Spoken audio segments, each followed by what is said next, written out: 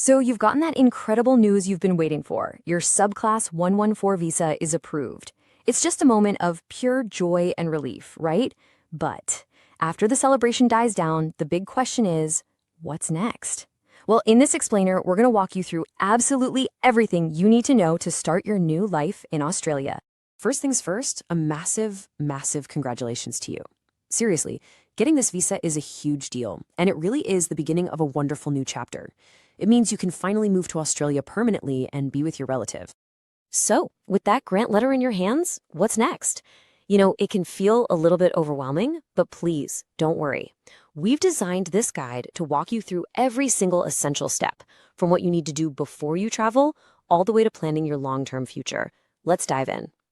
We've broken down this whole journey into 5 nice, clear stages. We're going to start with what your visa grant means for you right now. Then we'll cover getting ready for your trip, what to expect when you arrive, what your new rights are, and finally, we'll look ahead to your amazing future in Australia. All right, let's kick things off right at the beginning, the exact moment your visa was granted. This is so much more than just a piece of paper. It's an immediate, official change in your status. Okay, this is a really crucial point. The very day your Subclass 114 visa is granted, you officially become a permanent resident of Australia. That's right, your new status kicks in immediately. Now, just a heads up, for citizenship purposes, the clock officially starts ticking on the day you actually enter Australia on this visa. So now that you've got your head around your new status, let's move on to the next big phase, getting ready to travel. And this is where paying attention to the little details is absolutely critical for a smooth trip. Before you even think about booking flights, there are 3 things you absolutely must do. First, go over your visa grant letter with a fine-tooth comb. Second, find that first entry arrival date and highlight it, circle it, do whatever you need to do. It's vital. And third, double-check that your passport is valid for travel. Let's just focus on that first entry arrival date for a second. This is the absolute final deadline by which you have to arrive in Australia for the first time on this visa. It's printed right there in your grant letter. Missing this date can cause serious problems, so please, treat it like it's set in stone. But hey, life happens, right? So what if your circumstances change and you just can't travel before that date? It's a common worry, and thankfully, the Department of Home Affairs does have a process for this. But it comes with some very, very specific rules. And this is where timing is everything. As you can see, if your first entry date is less than 3 months away, you might be able to request something called a travel facilitation letter to enter later. But, and this is a big but, if that date is still more than 3 months away, a letter won't be issued. You'll just have to plan to meet that original deadline. Okay, so you've done all the prep work, you've boarded the plane, and now you're landing in Australia. Let's talk about those first few moments on Australian soil and some of the tools you're going to need to settle in. So when you get here, you'll need to fill out an incoming passenger card. Also, keep an eye out for the Smart Gate. It uses facial recognition and your e-passport, and it can make getting through immigration a whole lot faster. And of course, from this moment on, you are expected to obey all Australian laws.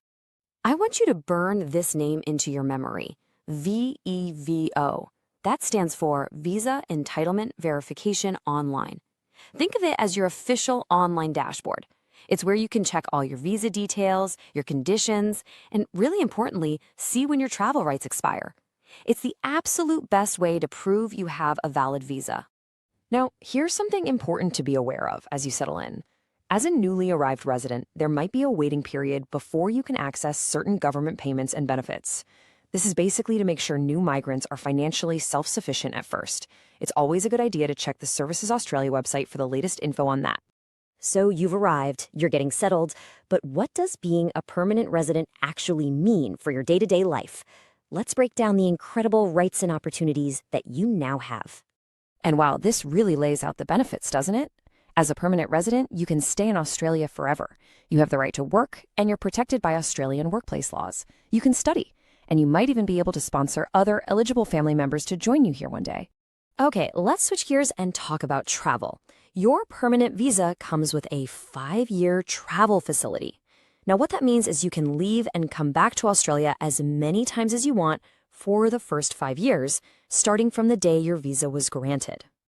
This slide makes the difference crystal clear. Inside that first 5-year window, travel is easy peasy. But if you want to travel internationally after those 5 years are up and then come back to Australia as a permanent resident, you'll need to apply for something called a Resident Return Visa, or RRV. The other option, of course, is to become an Australian citizen. And that brings us perfectly to our final section, looking ahead. Your journey doesn't just stop with permanent residency. It actually opens the door to even more long-term possibilities, including becoming a full-fledged Australian citizen. This timeline gives you a great little roadmap. Your journey towards being eligible for citizenship starts when you arrive. Then, at that 5-year mark, your travel permission expires, and that's a big decision point. Looking to the future, you'll have the choice: apply for a resident return visa to keep traveling, or maybe apply for citizenship. You know, the biggest perk of citizenship, especially if you love to travel, is getting an Australian passport. Once you have that, you will never need a visa to enter Australia again. It gives you total freedom of movement. Okay, so if you're going to remember just a few things from our chat today, please make it these 4. Number 1, your first entry arrival date is non-negotiable. 2, VEVO is your best friend for keeping track of your visa. 3, understand your 5-year travel facility. And last but not least, plan ahead if you want to travel after those 5 years are up. Look, you have done all the hard work to get here, and now a whole new life is waiting for you. We've covered the practical stuff, but the rest of the story, that's all yours to write. Your journey in Australia has just begun. What will your new chapter look like?